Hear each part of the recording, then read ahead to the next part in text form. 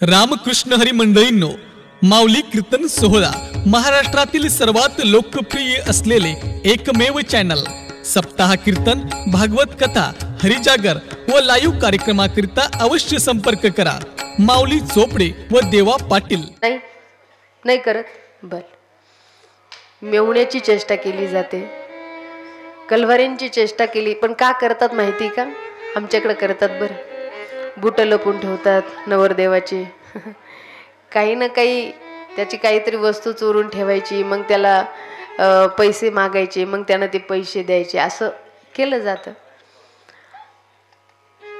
पण का केलं जातं माहिती का? दुर्योधनाबरोबर ज्या वेळेला शिशुपालाबरोबर लग्न ठरलं होतं रुक्मिणीचं, तिच्या मैत्रिणींना सुद्धा तो नवरदेव पसंत नव्हता, मग त्यांनी चेष्टा करायचं ठरवलं बरं। ती बाज असते ना, त्या बाजाला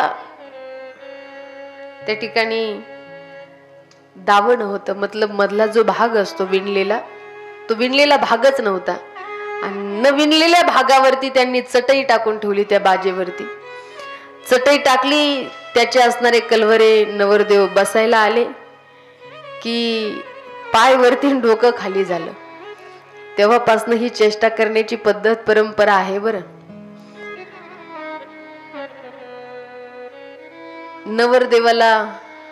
नवरदेवाच्या कलवऱ्यांना काय म्हणतात तुमच्याकडं? कलवरे बर, आमच्या बीड जिल्ह्यामध्ये त्यांना सोकाणे म्हणतात, सोकाणे। आणि इकडं कुठंतरी गेलते तिकडे लांडगा म्हणतात, लांडगा। मी लो बाबू, लांडगे सोकाणे म्हणले ना तर आमच्याकडे अशी लोक ठोकून काढते ना। हे सोकाणे ठोकाणे आमच्याकडे नाही चालत, आमच्याकडे खरं तर कलवरे म्हटलं जातं। बीड जिल्ह्यामध्ये सोकाणे म्हणतात, आणि कुठल्या तरी भागामध्ये नवरदेवाच्या कलवऱ्यांना लांडगे म्हणतात, लांडगे। भाग बदलला की रीतिरिवाज, पद्धती, परंपरा सगळं काही बदलून जातं। काल आम्ही एक येता काहीतरी छोटंसं काहीतरी चाललेलं होतं रस्त्याने, ते डोक्यावरती गाडगे होते, काहीतरी नवरी त्याच्या बरोबर होती, त्या ताई होत्या आमच्या बरोबर। म्हणलं ताई काय हो, आम्ही हे नवीनच पाहतोय काहीतरी। मग ते काहीतरी सांगितलं त्यांनी, हे गावोगावी पद्धती राहतात, आमच्याकडे नाही, आमच्याकडे फक्त हळद व्हायला जातात, त्याच्यातही ते मध्ये उपरणं धरल्या जातं, मध्ये काहीतरी लावल्या जातं, पाठीमागं 2 लोक राहतात ते धरायला। पण ते गावं बदलले की रीतिरिवाज बदलून जातात। पण माझ्या श्यामसुंदराच्या विवाहाच्या वेळेला शिशुपालाबरोबर लग्न ठरलं, पण रुक्मिणीने भगवान श्यामसुंदराला वरलं, आणि शिशुपालाबरोबर विवाह न करता माझ्या श्यामसुंदराबरोबर विवाह झाला।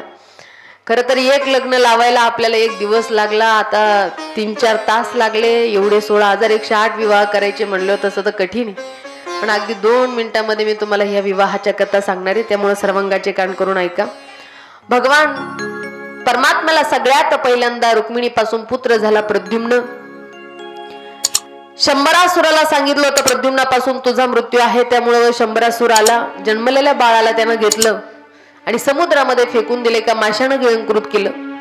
तो मासा ज्या वेळेला कोळ्यानं पकडला आणि शंभरासुराच्या घरी विकल्या गेला, ज्या वेळेला तो मासा कापला त्यावेळेला जिवंत पुत्र बाहेर निघाला। त्यावेळेला त्या मायावती तिथं दासी म्हणून काम करत होती। नारदांनी तिला येऊन सांगितलं, बाई हा जो पुत्र आहे ना, हा दुसरा तिसरा कोणी नाही, माशाचा बिशाचा नाही, हा साक्षात तुझा पती भगवान शिवांनी तिसरं नेत्र उघडून तुझ्या पतिराजाला कामदेवाला भस्म केलं होतं, आणि त्यावेळेला भगवान शिवांनी तुला वचन दिलं होतं की तुझाच पुत्र भगवंताच्या प्रद्युम्न रूपानं, त्या ठिकाणी भगवंताचा पुत्र प्रद्युम्न रूपानं प्रगट होईल, हा तुझाच पती आहे। मायावतीनं ज्या वेळेला प्रद्युम्न मोठा झाला त्यावेळेला सगळी काही सविस्तर कथा सांगितली। त्यावेळेला प्रद्युम्नानं शंभरासुराबरोबर युद्ध केलं, आणि गणघोर युद्ध करून आपल्या बायकोसह आपल्या आई वडिलांच्या घरी द्वारिके नगरीमध्ये भगवान परमात्मा आले। रुक्मिणी मातेला अत्यंत आनंद झाला। दुसरा जो विवाह आहे भगवंताचा सत्यभामे बरोबर झाला। सत्राजिताकडून त्या ठिकाणी समंतक मणी सत्राजिताकडे होता, पण भगवंतावरती आरोप लादला होता की भगवंतानंच हा माझा मणी चोरला। भगवंतानं तो मणी शोधून आणून दिला। त्याला वाईट वाटलं, सत्राजितांना वाईट वाटलं की अरे मी देवावरती आरोप केलेला आहे, देवा या आरोपातून मला मुक्त व्हायचं असेल तर काय करावं लागेल आणि काय करू? खरं तर माझी कन्या जर मी तुम्हाला दिली तर मला या ठिकाणी देवा हा असणारा कलंक माझा पुसल्या जाईल। मी तुमच्यावरती आरोप केला होता, पण माझा हा कलंक आता पुसल्या जाईल, आणि म्हणून सत्यभामेला त्या ठिकाणी भगवंताला दिलं। दुसरा विवाह झाला, जामवंती बरोबर तिसरा विवाह झाला। चौथा जो विवाह आहे कालिंदी, 5वा मित्रवृंदा, 6वा नग्नजिता, 7वा भद्रा, 8वा लक्ष्मणा, हे भगवंताचे 8 मुख्य विवाह आहे. मग 16,108 कसे? तर 16,100 कन्या त्या भौमासुरानं बंदिस्त केलेल्या होत्या आणि त्यानं ठरवलं होतं जोपर्यंत ह्या 16,000 ह्या 20,000 कन्या होत नाही तोपर्यंत मी यांच्या बरोबर लग्न करणार नाही, पण 20,000 झाले की या सर्वांबरोबर मी विवाह करणार आहे. त्यावेळेला या सगळ्यांनी भगवान श्यामसुंदराला पत्र पाठवलं. भगवान परमात्माले भौमासुराबरोबर युद्ध केलं. ऐका बरं मावल्या, तुम्हाला कधीतरी प्रश्न, एवढ्या बायका कशा? इथं आपल्याला एक सांभाळणं कठीण आहे आणि त्याने 16,108 केल्या. पण लोक सहज बोलतात, हो देवानं तर एवढ्या केल्या, आपण एक दुसरी केली तर काय बिघडलं? देवाचा ना आपल्या चरित्राचा कधी विचारच करायचा नाही. त्या अगाध लीलाधारी आहे. आपण त्यांना 12 गाव अग्नी गिळला होता, आपल्याला साधा उदबत्तीचा चटका सुद्धा सहन होत नाही. त्यानं गिरिराज करंगळीवरती उचलला, आपल्याला एक साधं पोतं सुद्धा उचलत नाही. त्यामुळे देवाच्या लीलाची ना आपली बरोबरी करायचीच नाही. लोक म्हणतात 16,108, पण कशा केले हेही आपण लक्ष देऊन ऐका बरं. त्या भौमासुराबरोबर श्यामसुंदरानं युद्ध केलं आणि 16,100 कन्यांची सुटका केली. त्यांनी सांगितलं, देवा आता आम्हाला कोण स्वीकारेल? अहो तुम्ही त्या ठिकाणी आम्हाला स्वीकार करा प्रभू, आम्ही बाटल्या गेलेलो आहे. त्यावेळेला माझ्या श्यामसुंदरानं या 16,100 कन्येबरोबर विवाह केला आणि भगवंताचे अगोदरचे 8 आणि हे 16,100 अशी सर्व मिळून झाले 16,108. आता भगवंताचे सगळे विवाह संपन्न झाले. प्रत्येकीला त्या ठिकाणी महाराज संतान प्राप्त झालेला आहे. प्रत्येकीला 10 मुलं आणि एक मुलगी झाली. बरं किती? 16,108 बायकांना. आता आपण काही याचं गणित बिनित करू नका. इथं आता हम दो हमारे दोचा जमाना, त्यामुळं आपण आपलंच बघायचं. आता फक्त देवानं एवढे विवाह केले, एवढ्या प्रत्येक बायकोला 10 मुलं आणि 1 मुलगी झाली. पण भगवंताला एक दिवस सत्यभामा रुक्मिणी आजपर्यंत देवानं, आता तुम्ही विचार करा बरं, एवढ्या जर बायका असतील, ही घरवाली आपल्याला जमू द्यायना, किती बायकाच्या मनासारखं करा.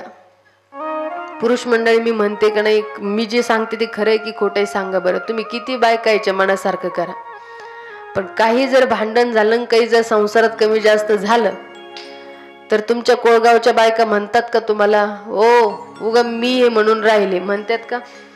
नाही म्हणत का? म्हणतात ना. मला वाटलं आमच्या तिकडल्याच म्हणते की काय.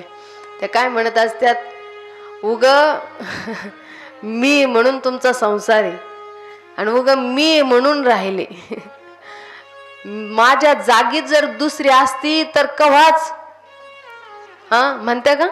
म्हणतात ना असं, तुम्ही मान्य करता बिचार. उग मी म्हणून राहिले, माझ्या जागी जर दुसरी असती तर कव्हाच निघून गेली असती. मग नेमकं नांदली कोणती असती?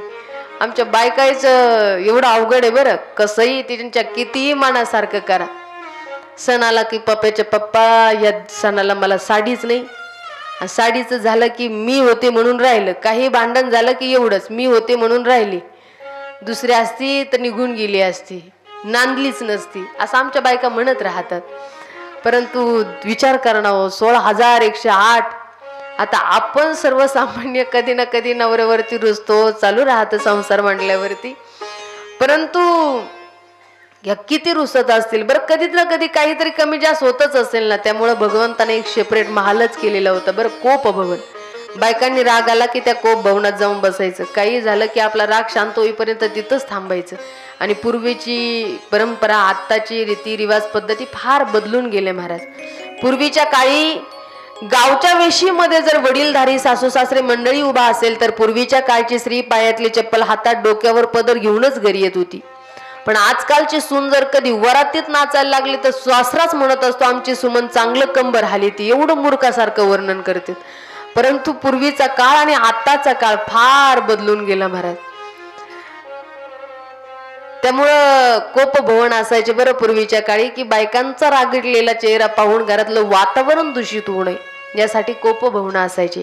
आणि इथं बसलेल्या पुरुष मंडळीला, माझ्या ताईंना माझी विनंती असेल, संसार म्हणलं कमी जास्त होणार आहे, पण अति राग, अति क्रोध हा आपल्यासाठीच घातक असतो. परिवारामध्ये एकमेकाला समजून घ्या, जेवढं समजून घ्याल तेवढं घरातलं वातावरण चांगलं राहील. आपल्या घरामध्ये सुख शांती नांदेल, आपल्या घरातली लक्ष्मी टिकेल. पण सारखं छोट्या छोट्या गोष्टीवरून तुमची आई असेन, तुमचा बाप तसा, तुम्ही असेन, तुम्ही तसे, तुमची बहिणीनं हे केलं आणि तुमच्या बहिणीनं ते नेलं, असलं करायचंच नाही. छोट्या छोट्या गोष्टीवरून आपल्या घरामध्ये वादविवाद करून घ्यायचेच नाही. कारण ज्या घरामध्ये सदैव वादविवाद होतात ना, त्या घरामधली लक्ष्मी कधी टिकत नसते बरं.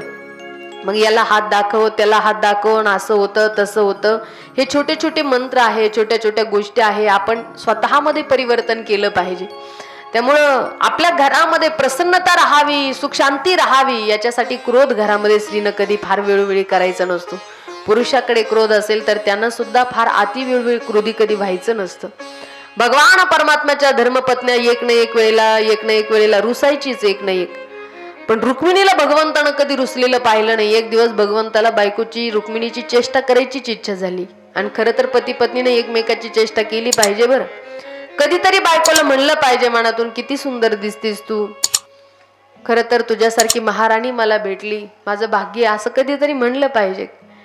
काय सुंदर स्वयंपाक बनवते तू, किती सुंदर दिसतीस तू, नका का दिसना, पण म्हणायला काय अडचण आहे, काय पैसे लागतात का म्हणायला, म्हणलं पाहिजे बरं पतिराजानं. असंच मी एकदा सहज कीर्तनात सांगितलं की पतीनं पत्नीची चेष्टा केली पाहिजे, कधीतरी बायकोला प्रेमानं बोललं पाहिजे, कधीतरी बायकोचं कौतुक केलं पाहिजे. एक मालक लग्न होऊन 10 वर्ष झालं मावल्यावर, कधीच त्या बायकोचं कौतुक केलं नाही. त्याला वाटलं ताईनं सांगितलं तर आता आपण स्वतःमध्ये बदल केला पाहिजे बरं. आणि बदलायचं ठरलं, पण मग थोडं फार सुरुवातीला थोडं थोडं बदलावं. त्यानं एकदमच बदलायचं ठरवलं मावले हो. 10 वर्षात त्यानं बायकोचं कधीच कौतुक केलेलं नव्हतं.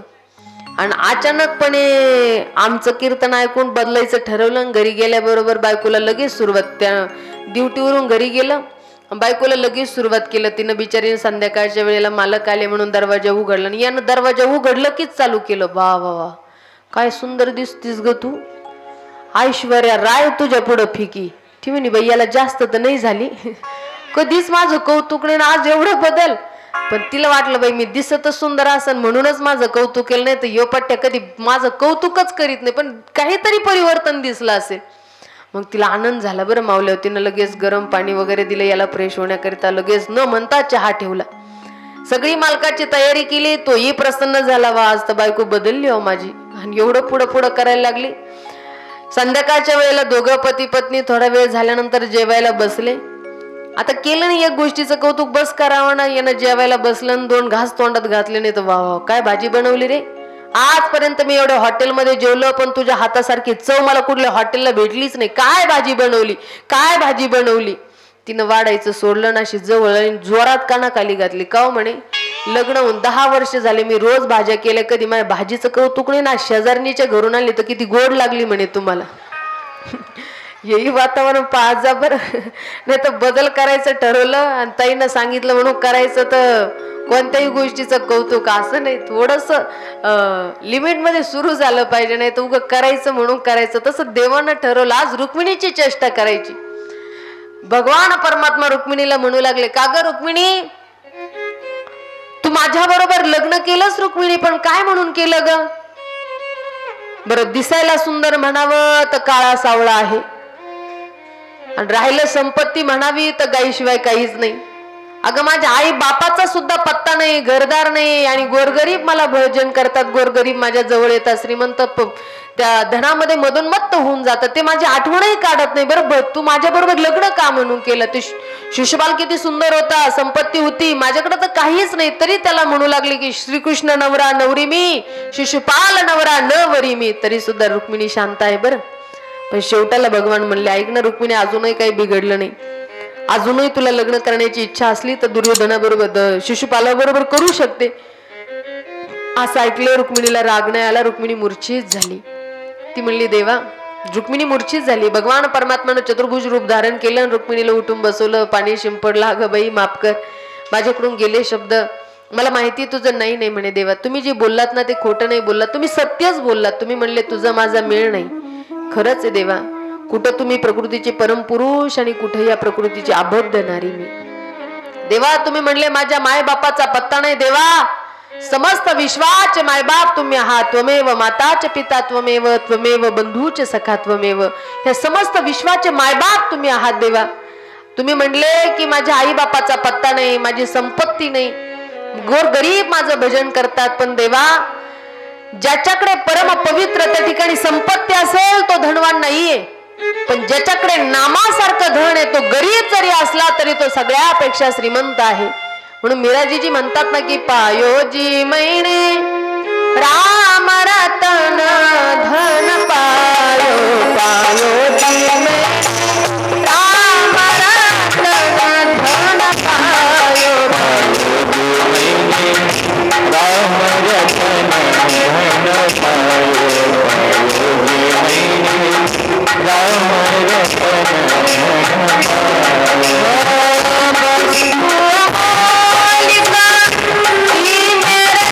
रतन धन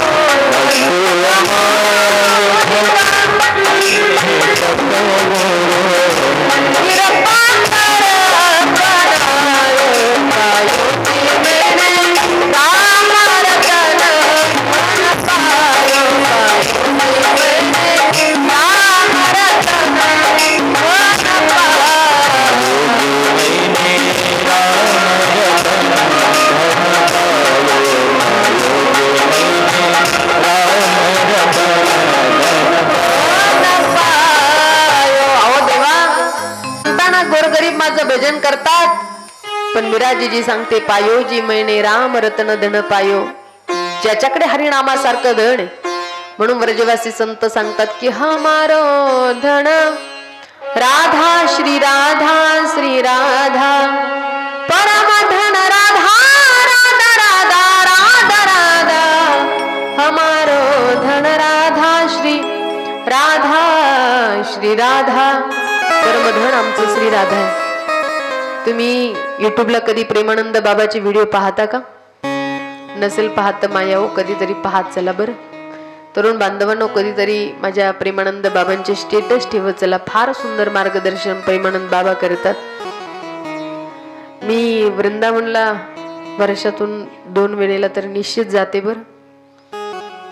पण प्रेमानंद बाबा जे आहे ना, सुरुवातीला त्यांचं काय फार फेमस होते किंवा फारच त्यांचं नाव होतं, वाहवा होते असं काही नाही.